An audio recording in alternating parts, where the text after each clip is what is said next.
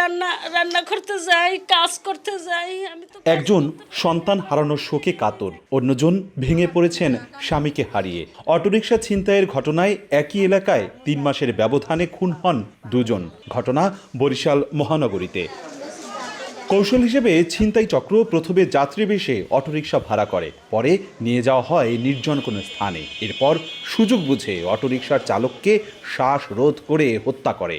আর লাশ গুমের জন্য বেছে নেওয়া হয় পরিত্যক্ত ডোবা কিংবা নদী অথবা নদী তীরে মাটি চাপা দেওয়া হয়। এমন নৃশংস ঘটনা শহরের রিফিউজি কলোনির সোহেল ও হিরণ হত্যাকাণ্ডে। গত জুলাই ও অক্টোবরে তাদের দেহাবশেষ উদ্ধার করে পুলিশ। আসামি ধরা পড়লেও জামিনে মুক্ত হয়ে ফের জড়াচ্ছে একই অপরাধে। মেডিকেলের সামনে গেছে, সামনে দিয়ে ওই ইমরান ওরে লইয়ে গেছে। ইমরান নেওয়ার পরে এই নিখোঁজ। এক ভাই কচিলতি তুলতে গেছে, উনি দেখে যে একটা ডোবার ভিতরে ফালানো আছে কঙ্কারের মতন একবারে। তা উনি এবারে ফোন দিয়েছে থানায়, ফোন দিয়ে যখন ওই পুলিশে নিয়ে যায় তখন বাংলা বাজার তো উনি গাড়ি চালাইতো, তখন ওইখানে গাড়িওয়ালারা দেখে চিনছে। 4 জনে মিললে মারছে, আর ওই 3 জন তো আমি জীবনও দেখি না, চিনিও না।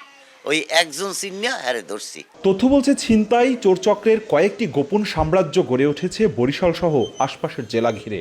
ঝালকাঠি জেলার কলেজ মোড়, বরিশালের পলাশপুর ও মোহাম্মদপুর সহ আরও বেশ কয়েকটি এলাকায় সক্রিয় ওই চক্রটি, যারা চোরাই অটোরিকশা নামমাত্র টাকায় কিনে বিক্রি করেন খণ্ড খণ্ড করে। জুস দেশে জুস খাইছি, জুস খাওয়ার পর আমার খালের সাইডে ফালাই রাখিয়া আস্তে তারা চলিয়ে গেছে গাড়িগুলি নিয়ে। কিছুদিন আগে আপনার আমাদের এই মহামেয়া নামে একটা স্থানে মানে মসজিদে ঢুকছে নামাজ পড়তে, গাড়িটা রাইখা আইসে দেখে গাড়ি নেই। তালা মারে গেলেও হয় না, ওইটা তালা ভাঙে নিয়ে যায়, ব্যাটারি নিয়ে বেচে ফেলায়, গাড়ি ফালাই দেয়, নাহলে গাড়ি সহ নিয়ে যায় আর কি। এগুলো তো চেসিস নাম্বার নাই, ইঞ্জিন নাম্বার নাই, এগুলো ব্যাটারি খুলে বিক্রি করে ফেলায়, বডি আর এক জায়গায় বিক্রি করে ফেলায়। তবে অপরাধীদের লাগাম টানতে মাঠে কাজ করছে আইনশৃঙ্খলা বাহিনী। আর সিটি কর্পোরেশনের দাবি, বৈধ অবৈধ রিকশা তালিকার কাজ চলমান রয়েছে। তার যদি একটা কাগজ থাকে, হারিয়ে গেলে, আপনি যেটা বললেন যে হারিয়ে গেলে আবার খুঁজে পেতে সুবিধা হবে, কিন্তু যেহেতু এটা তাদের কোনো ডকুমেন্টস নাই, হারিয়ে গেলে এটা আর খুঁজে পাওয়া খুব কঠিন হয়ে যায়। এরকম ঘটনা ঘটলে যেন তারা থানায় গিয়ে একটা অভিযোগ দেয়, আমরা মামলা নিয়ে সেই বিষয়ে অবশ্যই কার্যকর ব্যবস্থা নিব। পুলিশের তথ্যমতে গত 2 বছরে অটোরিকশাকে কেন্দ্র করে হত্যার ঘটনা ঘটেছে 15টিরও বেশি, আর চুরির ঘটনা শতাধিক। অপূর্ব অপু, সময় সংবাদ, বরিশাল।